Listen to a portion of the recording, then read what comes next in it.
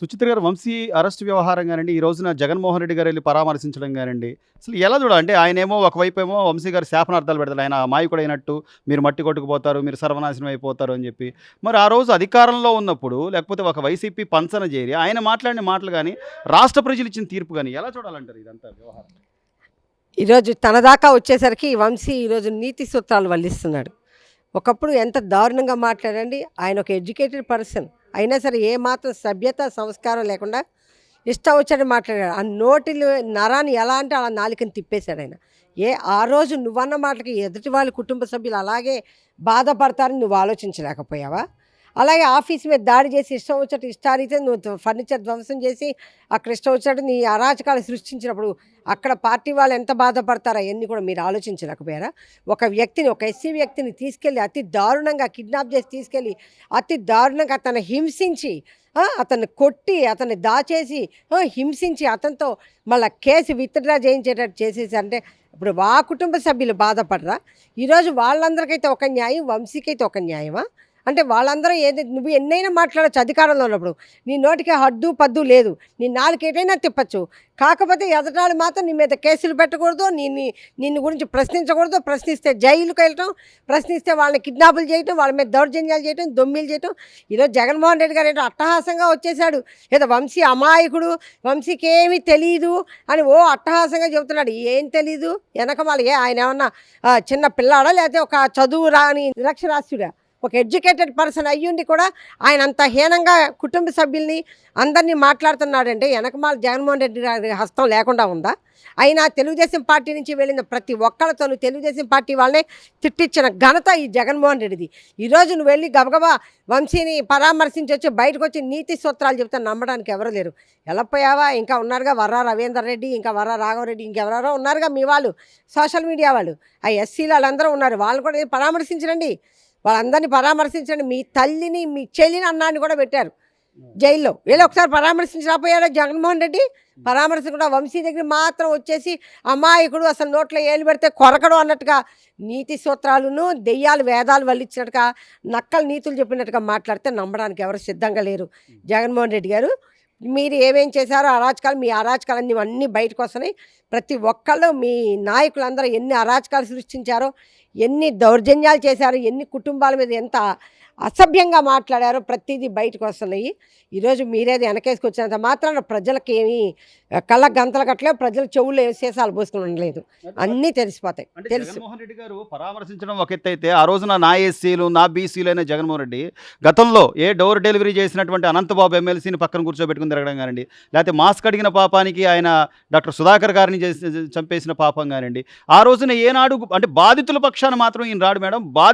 ఎవరైతే బాధిస్తారో, లేకపోతే ఎవరైతే నేరస్తులు ఉంటారో వాళ్ళ పక్షాన్ని మాత్రం వీళ్ళు మాట్లాడడాన్ని ఎలా చూడాలంటారు? పైగా వెళ్ళి ఈ రోజున పోలీస్ ఆఫీసులను కూడా బెదిరించడం, మీరు ఎక్కడున్నా కూడా మిమ్మల్ని తీసుకొచ్చి బట్టలు ఒప్పదీసి నిలబెడతాను. అసలు ఏంటి ఆయన ఈ వ్యవహార శైలి ఎట్లా చూడాలి? ఇంకా ఆయనకు క్రిమినల్ మైండ్ పోలేదండి.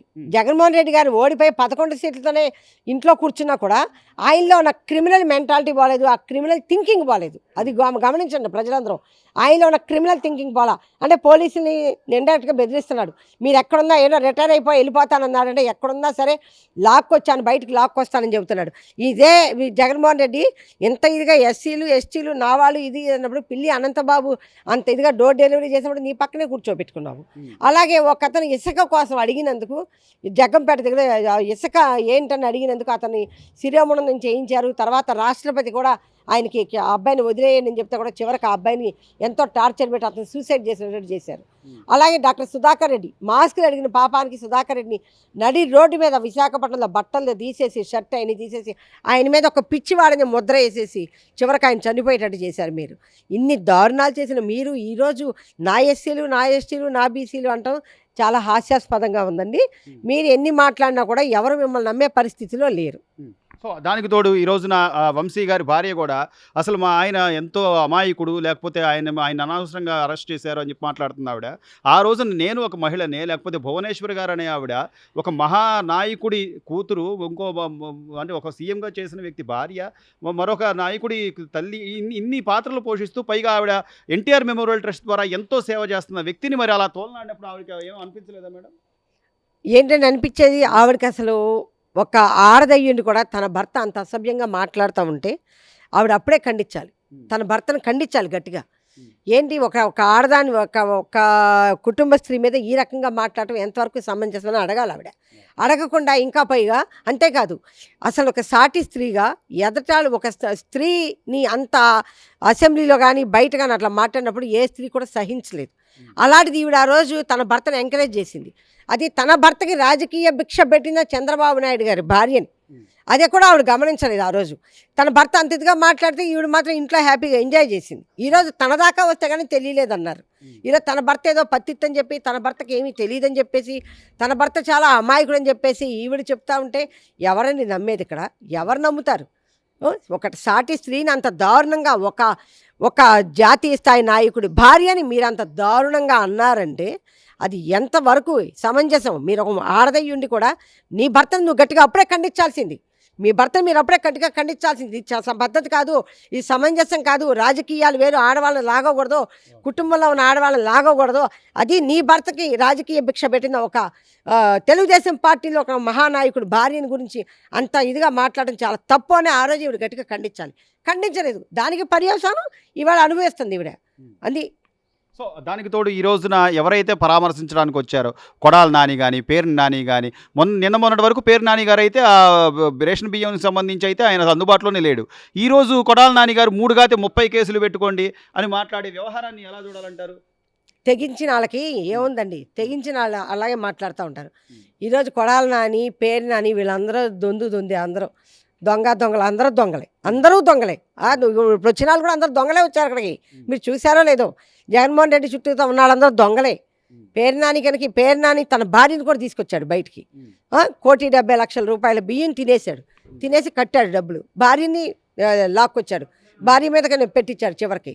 ఈ కొడాలి నాని కూడా అంతే, ఇష్టం వచ్చినట్టుగా వాగాడు ఆ రోజు.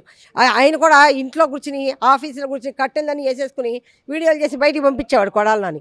వీళ్ళందరికీ ఏంటంటే ప్రజలను ఎదుర్కొనే దమ్ము లేదు, ప్రజల ముందు మాట్లాడే దమ్ము ధైర్యాలు లేవు.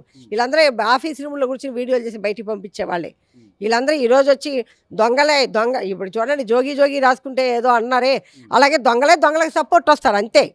ప్రజలైతే క్లారిటీగానే ఉన్నారు. చాలా ఈ రోజున వంశీ అరెస్ట్ వ్యవహారంలో మాత్రం ప్రజలు చాలా సంతోషంగా ఉన్నారు. చాలా సంతోషంగా ఉన్నారు, చాలా హ్యాపీగా ఉన్నారు. అమ్మయ్య ఇప్పటికి వీడికి పడింది, సరైన శిక్ష పడిందని. ఇంకా ఉన్నారు లైన్లో, అందరికీ శిక్ష మెల్లగా పడుతూ ఉంటుంది. భగవంతుడు అనేవాడు ఉన్నాడండి, ఎక్కడ వద్దు, కాలచక్రం గిర్రం తిరుగుతూనే ఉంటుంది. ఇప్పుడు ఈరోజు మీరు అప్పుడు ఎంతమందిని గన్నవరం దానిలో మీరు ఇది చేశారో ఈరోజు మీరు అంతకు డబల్ అనుభవించాలి అంతే. మొత్తం మీ నాయకులు అందరం ఎవరెవరైతే ఆ రోజు కొల్లు రవీంద్ర గారిని పెట్టారు, అచ్చెన్నాయుడు గారిని పెట్టారు, చంద్రబాబు గారిని పెట్టారు, బాబు గారిని 53 రోజులు పెట్టారు. ఇవన్నీ మీరు అనుభవించాలి కదా. ఖచ్చితంగా వీళ్ళందరూ అనుభవిస్తారు. ఖచ్చితంగా వైకాపా పార్టీ ఇక నేలను పడుకోవడమే.